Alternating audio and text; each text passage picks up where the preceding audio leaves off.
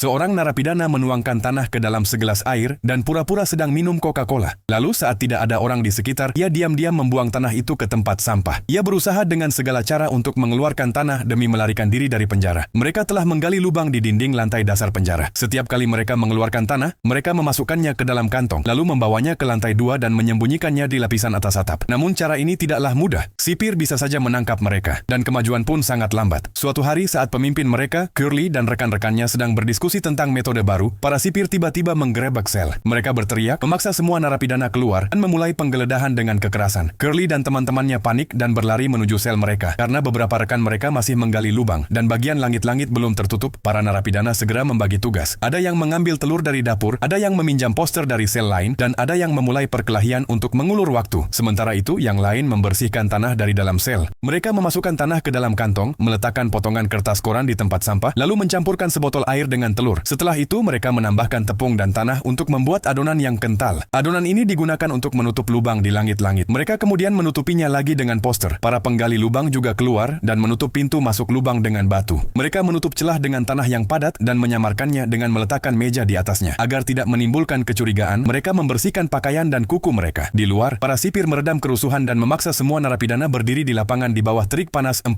derajat Celcius. Mereka disuruh melepas pakaian dan meletakkan tangan di atas kepala. Namun, tidak tampak rasa kalah di mata para narapidana. Mereka mulai menyanyikan lagu kebangsaan. Ini bukan narapidana biasa, melainkan tahanan politik yang sangat cerdas. Setelah kejadian itu, mereka menjadi lebih berhati-hati. Namun, dalam upaya melarikan diri di malam hari, bahaya tetap mengintai. Suatu hari, seorang narapidana berjanggut mencoba membawa tanah ke lantai 2, tetapi secara tidak sengaja bertabrakan dengan seorang sipir. Untungnya, ia telah menutupi tanah itu dengan pakaian. Jika tidak, ia pasti sudah tertangkap. Untuk mengurangi risiko, mereka menghubungkan sel atas dan bawah, sehingga tanah dipindahkan dari bawah ke atas terlebih dahulu, baru kemudian ke lapisan atap. Cara ini mempercepat pemindahan tanah, tetapi proses penggalian tetap lambat. Dalam 2 bulan, mereka hanya berhasil menggali 2 meter. Dengan kecepatan seperti itu, butuh waktu bertahun-tahun. Karena itu, mereka merekrut lebih banyak narapidana terpercaya ke dalam tim. Dengan tim yang lebih besar, penggalian meningkat dari 1 menjadi 4 giliran. Setiap giliran berlangsung 3 jam, total 12 jam per hari. Ratusan kilogram tanah dikeluarkan setiap hari. Namun, untuk menghindari kecurigaan, mereka tidak menunjukkan rasa lelah. Mereka tetap berolahraga dan berpartisipasi dalam kegiatan sosial. Suatu hari ketika lubang sudah semakin dalam, seorang rekan pingsan di dalam terowongan. Tim segera menariknya keluar dan menyelamatkannya. Mereka pun sadar bahwa semakin dalam lubang, kadar oksigen semakin berkurang. Dalam pertemuan, seorang narapidana berjanggut pendek berhasil mengatur agar kantong plastik dan motor kecil dibawa dari bengkel. Dengan syarat ia juga akan dibantu melarikan diri. Mereka memasang kipas pada motor itu dan menggunakan pipa plastik untuk memompa oksigen ke dalam lubang. Mereka juga memasang kabel dan lampu untuk penerangan. Setelah 500 hari kerja keras, akhirnya terowongan itu tembus keluar penjara.